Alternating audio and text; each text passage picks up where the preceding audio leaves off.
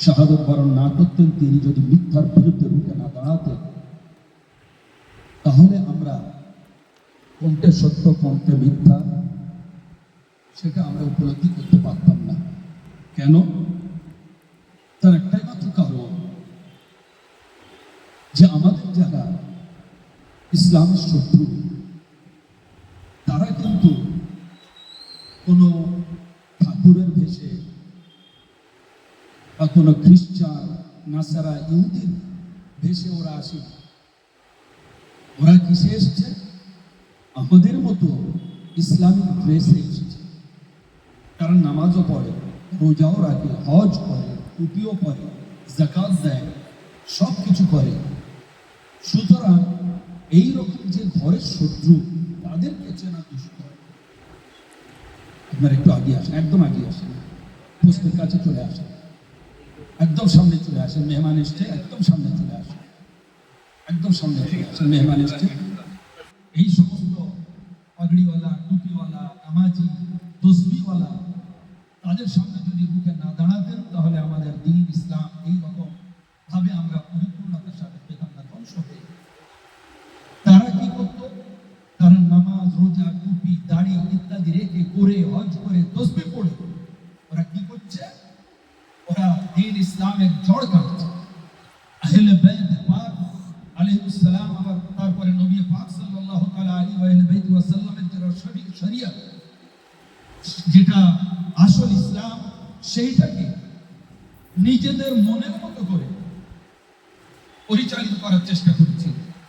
যেমন ঈসা নবীর যে উম্মত, নাসরা, খ্রিস্টান, হযরত মুসা নবীর উম্মত, ইহুদি, এরা কি করেছিল? এরা নিজেদের, ওদের তাওরাত, ওদের ইনজিল, ওদের জবুর সব ছিল, আজও আছে, কিন্তু ওরা কি করেছে? ওদের ওই কিতাবগুলোকে পাল্টে দিয়েছে, নিজের ইচ্ছা মতো ওদের লিখে ভরে দিয়েছে যে এটাই হচ্ছে তাওরাত। ওদের পণ্ডিতরা করেছে। তো আজ এই ইসলামের ভাবধারায় ওই রকম আমাদের কিছু মুসলিম পণ্ডিত, মুসলিম বাদশাহ, শাসনকর্তা, তারা ওইভাবে ইসলামটাকে পরিচালিত করতে চেয়েছে যে সুদ জায়েজ, মদ জায়েজ, নিজের একেবারে যাদের সাথে বিবাহ হারাম তাদের সাথে বিবাহ করা জায়েজ, এইগুলো ইয়াজিদ ইবনে মুআবিয়া এইগুলো চালু করেছিল।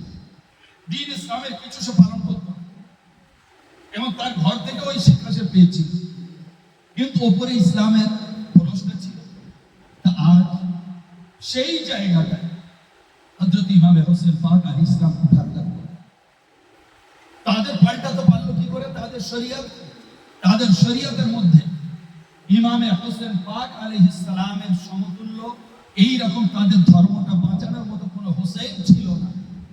সেই জন্যই ইহুদি, নাসারা, খ্রিস্টান, এদের ধর্ম, এদের কিতাব সব কনভার্ট হয়ে গিয়েছে।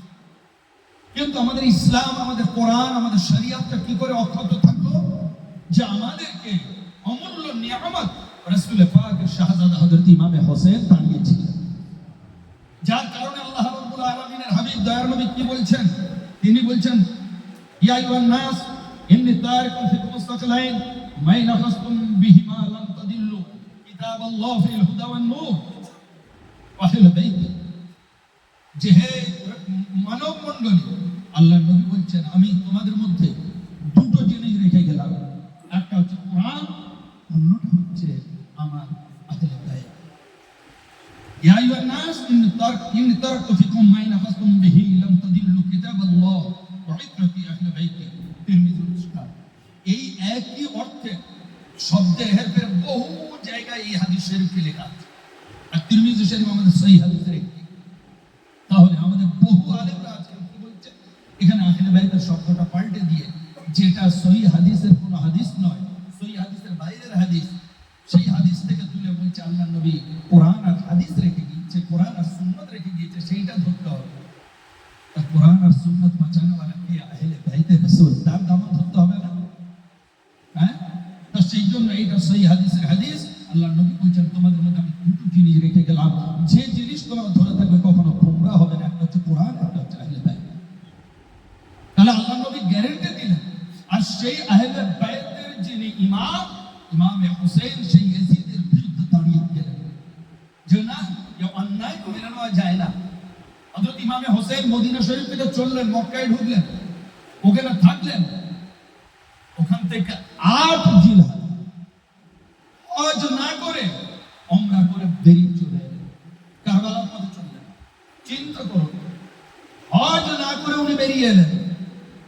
হ্যাঁ, এই চিন্তা করলে আপনি অবাক হয়ে যাবেন যে আজ হযরত ইমামে হোসেন হজের জন্য গেলেন, উনি পায়ে হেঁটে 25টা হজ করেছিলেন। আর আজ উনি সেই হজ করতে গিয়ে হজ করলেন না। কেন?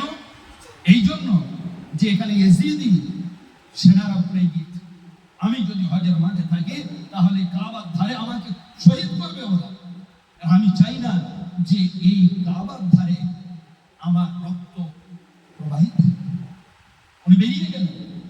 চিন্তা করুন, হজ করলেন না। তাহলে আজ হজ আর আহলে বাইত তফাৎ করুন তো। যেখানে আহলে বাইত নেই, যাদের দিলে আহলে বাইত নেই, আল্লাহর রাসূলের মহব্বত নেই, সেখানে সে ইবাদতের কোনো মূল্য নেই, সে ইবাদতের কোনো মূল্য নেই। আজ হযরত ইমাম হোসেন বেরিয়ে চললেন কারবালায়। কেন? না, ইয়েজিদ যে ষড়যন্ত্র করছে ইসলামের বিরুদ্ধে, যে অন্যায় করছে, এবং তার বাবা যে অন্যায় করে ইয়েজিদকে বসিয়ে গিয়েছে মুয়াবিয়া, সে যে অন্যায় করেছে, সন্ধির খেলাফ করেছে, এই সবগুলো বোঝাপড়া করার জন্য, ইসলামটাকে বাঁচানোর জন্য উনি গেলেন।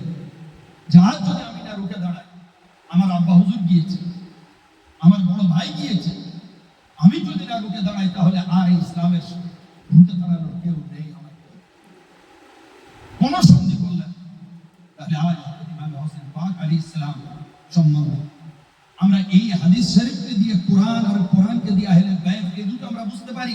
হুজুর বলছেন যে আমি তোমাদের মধ্যে কোরআন আর আহলে বাইত রেখে গেলাম।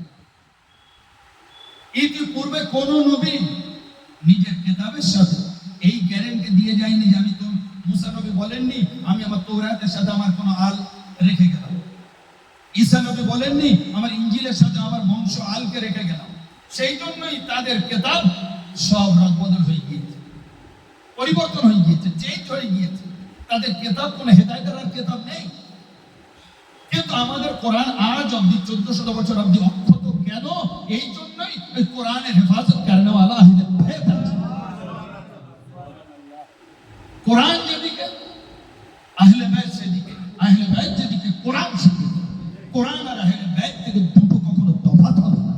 আল্লাহ নবী স্বয়ং বলেছেন হাত্তা ইয়ারিদা আলাইয়াল হাউজ, এই দুটো এক, আল্লাহর কিতাব আর আমার আহলে বাইত, আমার সাথে হাউজে কাউসারের উপরে এসে মিলিত হবে।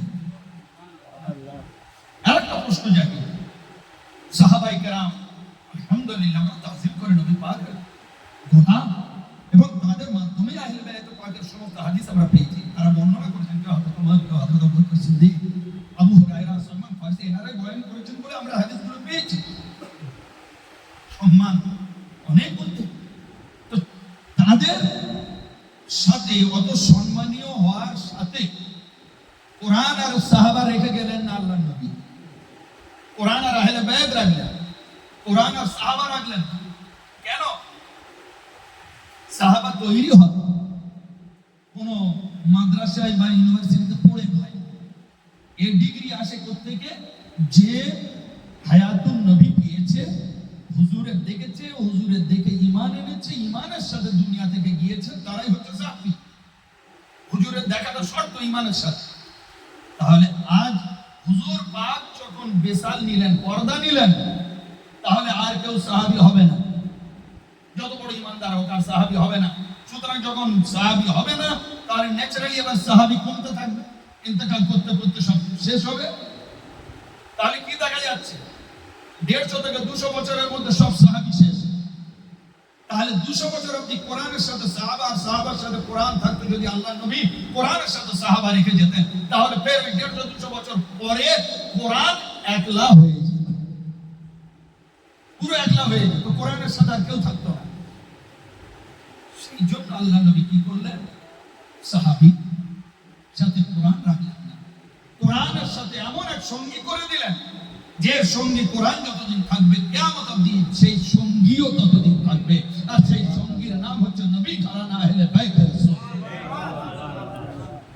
তাহলে আজ বোঝা যাচ্ছে যে আজ কোরআন যখন আছে তাহলে বোঝা যাবে আহলে বাইত রাসূলও আছে। আর কিয়ামত অবধি কোরআন থাকবে, আহলে বাইত রাসূল থাকবে। তার প্রমাণ কি? কিয়ামত ততক্ষণ হবে না যতক্ষণ আল্লাহর নবীর ঘরানা হাসানে সৈয়দ ইমাম মেহেদী আলাইহিস সালাম না আসবেন। উনি আসবেন আপনার বাস কিয়ামত। তাহলে বোঝা গেল কোরআন ও কিয়ামত অবধি, আহলে বাইত রাসূল ও কিয়ামত অবধি। আর এই কিয়ামত অবধি এই দুটো একত্র থাকবে। তারপরে কিয়ামত হবে, কোরআন আর আহলে বাইত একত্রে ফের নবী পাকের হাউজে শরীফে হাজির হবে।